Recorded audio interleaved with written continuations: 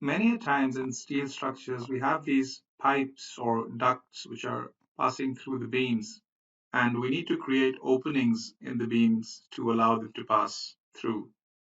So right now there's a clash between the beams and these ducts. For example, if I were to check the clash, we see that there's a clash between them. So we need a command to quickly, basically, if I create these openings. So if we go to the edit menu, we have over here in our cut menu something called the part cut. Now this is very simple to use.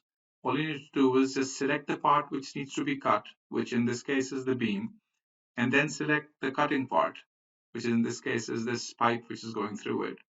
And then it asks you whether you want to delete the cutting object or not. So you say no because you want to keep it, and the cut is created.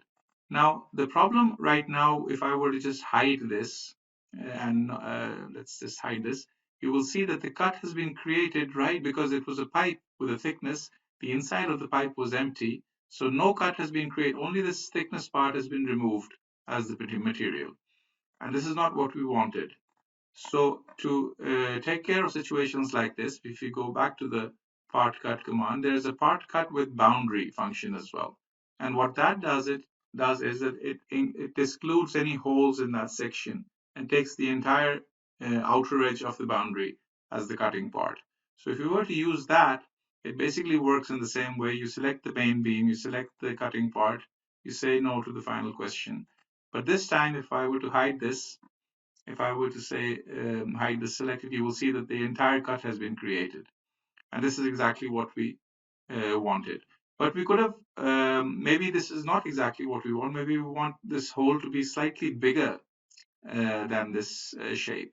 Now in those, so I can use the I-beam example for that. If I go to the parametric cut with boundary, you have the option to you can use this particular one, but you can also give it an offset. So if I were to press shift and enter, you can give it a certain offset. So I'm giving it an offset of 15 millimeters, for example, and then I'm using this parametric cut with boundary on the I-beam, and then this one going through it, saying no to the final answer. And now if you see, the cut which has been created is slightly larger than the size of that member. So these are very neat tricks which you can quickly use by using either the part cut command directly, or the part cut with boundary, or the part cut with boundary with an offset given to it. And those will usually sort out all these issues for you.